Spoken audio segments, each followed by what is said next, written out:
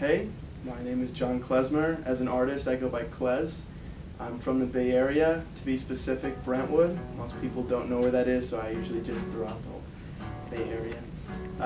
And music, yeah. It's one of those interesting stories, I guess. My last name is actually a genre of music. My ancestors were all musicians, and then for whatever reason, it skipped a couple generations. My parents aren't musicians, but my brother and I are and have been since childhood. And it was just one of those things I naturally connected with. I feel like we all have something that we find ourselves able to do a lot easier or more proficient than other things in life. You know, they're natural born athletes, this, that, and the other. For me, music was just something that always made sense. And so since childhood, it's something that I've spent all my time just, I guess, participating, being a part of, experiencing. Growing up, I think I was pretty fortunate to have not only my parents but extended family all listen to a variety of music. My mom was very much so about soul and R&B and funk.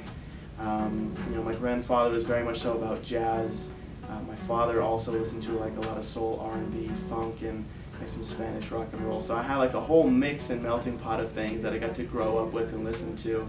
But over the years, there was always this continuous role of listening always to R&B and soul. That was everywhere I went. If I was, getting ready for school, R&B and soul in the background. If I was cleaning the house, if I was going, on vacation, everywhere I've always been, it's like R&B and soul has followed me around, and somehow it feels like it's narrated my life. So I would say that I really got more so seriously involved in music as I hit my teens. It became something where I could see all the practice really starting to pay off, and I think with that, when you see the fruits of your labor, it kind of creates like a natural desire to do more and to push harder, and it motivates you. So as I hit my late teens, I really just felt motivated to try to go out there and get my music out there, and I started competing in different competitions and just trying to see what I could get from it, or if nothing else, just to push myself. I feel like that's something that's essential for really any career in life. If you're not always pushing yourself, who knows, the things that you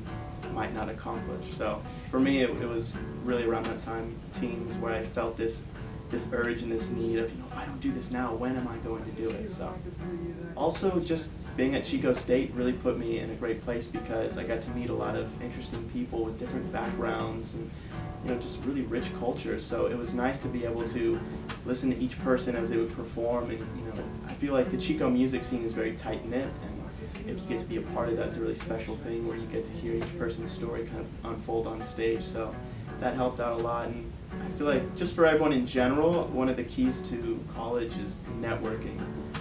Networking in general, being here at Chico State helped me out a lot, and I'm really grateful for it because not only has it been really productive, but I've met a lot of fantastic people that are still near and dear to me today. So it's been great. I would say that probably the best experience or craziest experience was in Sweden.